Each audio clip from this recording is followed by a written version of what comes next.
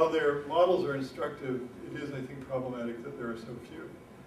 We tried to make sense out of, so what could we learn from these campuses? And we disaggregated them in all sorts of ways. It didn't seem to make any difference in terms of size or institutional type. They're public, they're private, they're big, they're small, they're residential, they're non-residential. It's not anything that we can make sense out of Carnegie classification.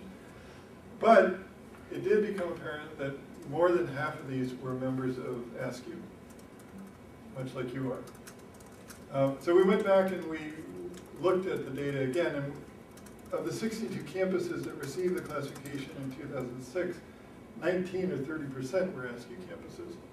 And then we went and looked at the 2008 data, and 47% of them were ASCII campuses. And the total was 42% for 2006 and 2008.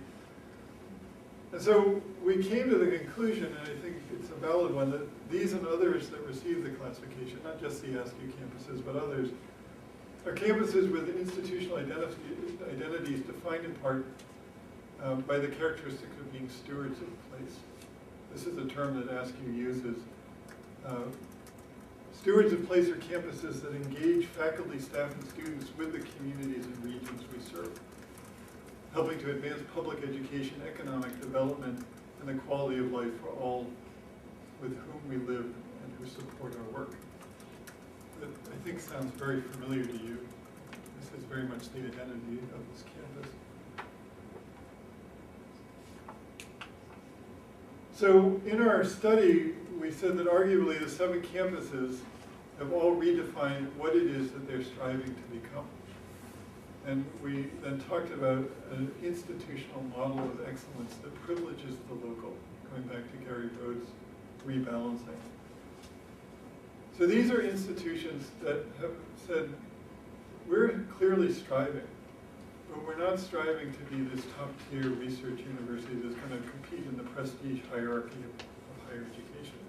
We're going to strive to be something else, a different model of excellence around community engagement that privileges the local.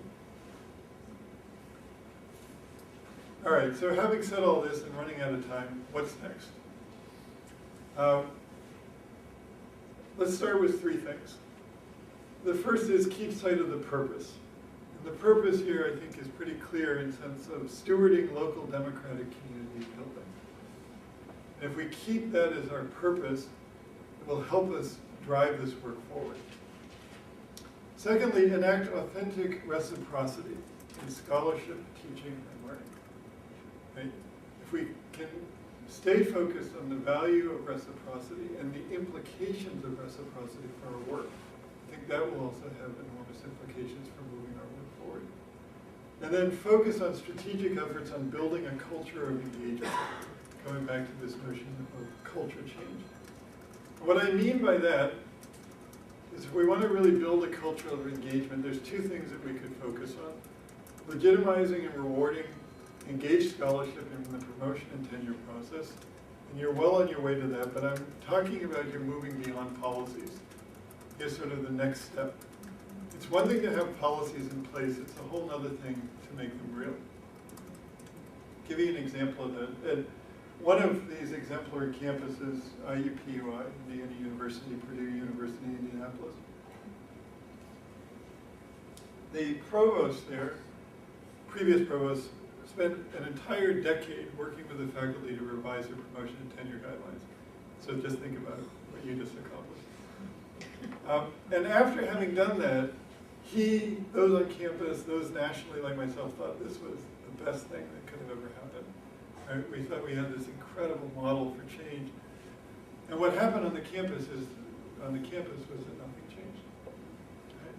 The policies were in place, but the departments were just doing what they always did. So, and I'm not actually criticizing the faculty for that, because part of it is that they didn't know how to evaluate community engaged work.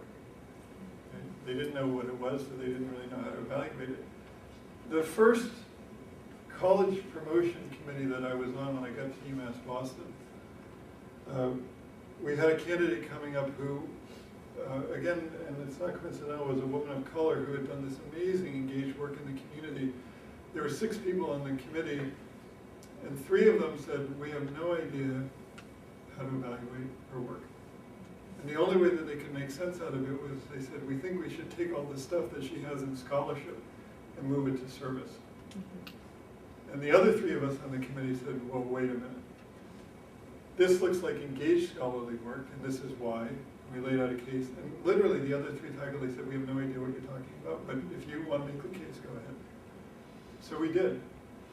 But I think that's sort of what we're up against. A lot of faculty just don't know what this is, so they don't know how to evaluate it. So at IUPUI, the provost created a policy which said that nobody sits on a personnel review committee until they go